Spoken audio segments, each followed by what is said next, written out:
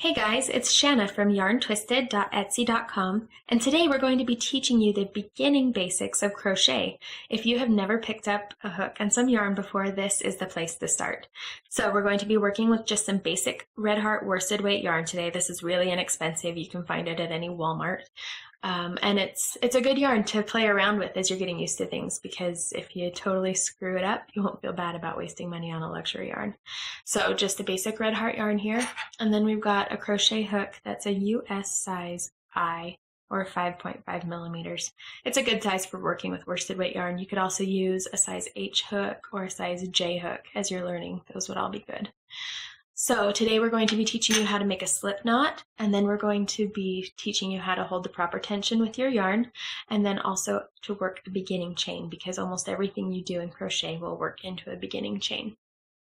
So to work a slip knot first, we're going to take our yarn with the short end in our right hand and the end that's attached to the rest of the skein in your left hand. And then you're going to take your short end, place it over the long end, cross it so it makes like a little fish shape. It looks kind of like a goldfish, right? Then you're going to reach 2 fingers in from behind, and you're going to grab the long yarn, the working yarn, and pull it through that loop, like so.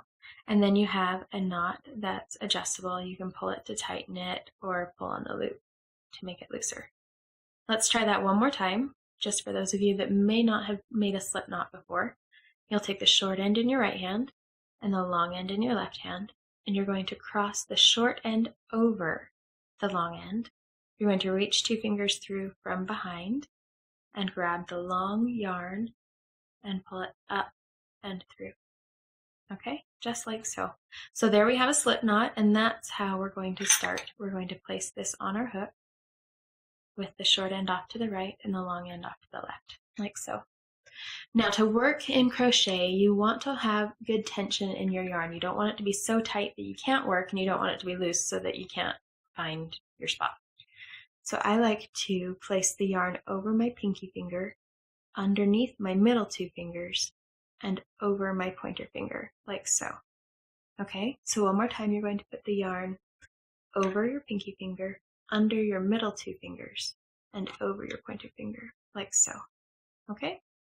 Then you're going to use your middle finger and your thumb to grab the piece that you're working on right here. Okay, that should give you a proper tension. That gives you, see, this doesn't have a lot of slack in it, but it's not uber tight. So you should be able to work fairly easily with that yarn. And grabbing here on your working piece gives you stability with the piece that you're working. Okay, so to make a beginning chain, you're going to put your hook under the yarn here. It's called a yarn over, but you're going with your hook under your yarn. You'll twist it just a little bit towards you so you can grab that yarn, and then you'll pull it through the loop that's on the hook, like so. Okay, again, you're going to go underneath your yarn, twist it toward you just a little bit, and pull it back through the loop that's on the hook. Now, a common mistake that beginners often make is they keep these 2 fingers solid right here and they don't ever move them.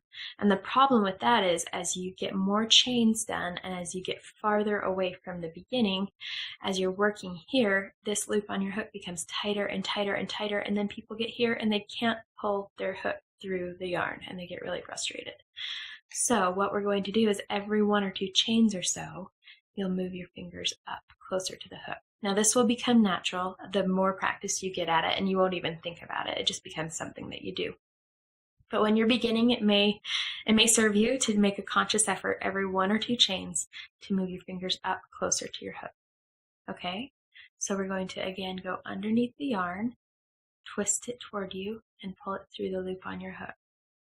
And then one more, you're going to go underneath your yarn, twist it toward you, and pull it through the loop on your hook. Now here's where you want to move your fingers up closer again, and we'll go and make another chain or 2. Now if your loop is too tight already right here and you can feel you're not going to be able to work into it, just give yourself a little bit of slack here, loosen up a little, and yank on the hook to pull your loop loose, okay? Or you can pull on this yarn here to tighten up your loop again. When I do that though, I have to reset my fingers so I get the proper tension. Okay, so another chain again. You're going to go under your yarn, twist it toward you, and pull it through the loop that's on your hook. Okay, did you see I split my yarn there? That's okay. If you do that, just undo the stitch and go back again. Okay, so you're going to go under your yarn, twist it toward you, and pull it through. Now again, that's called a yarn over, and you're going to put your fingers again up closer to your hook. Now I want to show you, in case you go, like I went and only got half of my yarn and I wanted to undo that stitch because it split my yarn right here.